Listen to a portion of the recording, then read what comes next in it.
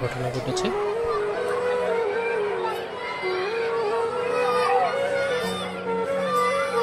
Milestone school ট্র্যাজেডিতে সমগ্র দেশ যখন শোকে নিস্তব্ধ, তখন আরো একটি স্কুলে আগুন। একটা বিকট শব্দ, ধোঁয়ায় ঢেকে গেল পুরো স্কুল। আতঙ্কিত শিশুদের চিৎকার।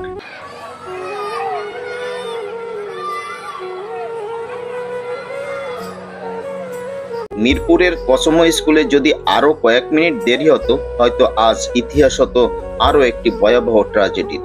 23শে জুলাই 2025 ঢাকার মিরপুর 11 নম্বরে অবস্থিত কসমো স্কুলে হঠাৎ করেই নিচতলায় জেনারেটর রুমে বিস্ফোরণ ঘটে। মুহূর্তেই ছড়িয়ে পড়ে আগুন, ধোঁয়ায় ভরে যায় পুরো ভবন, বিশেষ করে নিচতলা ও সিঁড়িঘর। ফায়ার সার্ভিসের দ্রুত পদক্ষেপে আগুন 1 ঘন্টার মধ্যেই নিয়ন্ত্রণে আনা সম্ভব হয়। 2টি ইউনিট ঘটনাস্থলে পৌঁছে উদ্ধার কাজ চালায়। সৌভাগ্যবশত কোনো শিক্ষার্থী বা শিক্ষক গুরুতরভাবে আহত হননি। তবে আতঙ্ক ছড়ায় পুরো এলাকায়। অভিভাবকরা ছুটে যান সন্তানদের খোঁজে। একজন অভিভাবক বলেন, আমার মেয়ে তো ভয়ে কাঁপছিল, ভেতরে ধোঁয়ায় কিছুই দেখা যাচ্ছিল না। আমরা দৌড়ে বাইরে এসেছি, ধোঁয়া ঢুকছিল ক্লাসে।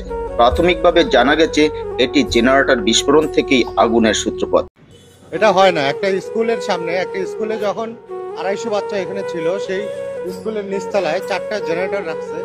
এইটা স্কুল কর্তৃপক্ষের চরম গাফিলতি এবং আমি মনে করি যারা রাখছে জেনারেটরওয়ালা, স্বপ্ন এবং অন্যান্য, এরা এইটা একটা কর্তব্য কাজে অবহেলার চূড়ান্ত এইটা স্কুল কর্তৃপক্ষ এবং যারা যারা জেনারেটর রাখছে এবং বাড়ির মালিক, আমি মনে করি এই 3 জনের বিরুদ্ধেই ব্যবস্থা নেওয়া হচ্ছে। আমি আমার একটা বাচ্চাকে মাত্র নিয়ে গিয়ে আরেকটাকে স্কুলে রেখে গিয়ে আমি মাত্র ভাত খাচ্ছি।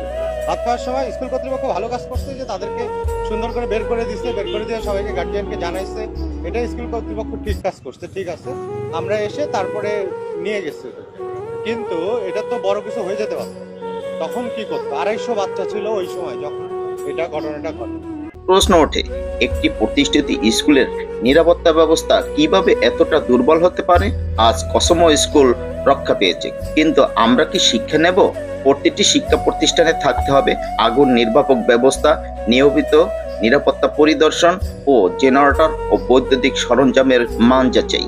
একটি ছোট অবহেলায় হারিয়ে যেতে পারে শত শত প্রাণ।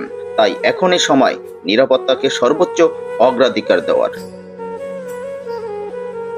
যদি এই ভিডিও আপনাকে ভাবিয়ে তোলে, যদি আপনার সন্তানের নিরাপত্তা আপনার কাছে গুরুত্বপূর্ণ হয়, তাহলে এই বার্তাটি ছড়িয়ে দিন, শেয়ার করুন, সচেতন হন এবং অন্যকেও সচেতন করুন। এভাবে সত্য সংবাদ পেতে আমার ইউটিউব চ্যানেল আলোর দিকা সাবস্ক্রাইব করুন এবং ওর পাশে থাকা বেল আইকনটি ক্লিক করুন। তাহলে আমি ভিডিও আপলোড করার সাথে সাথে আপনারা নোটিফিকেশন পেয়ে যাবেন।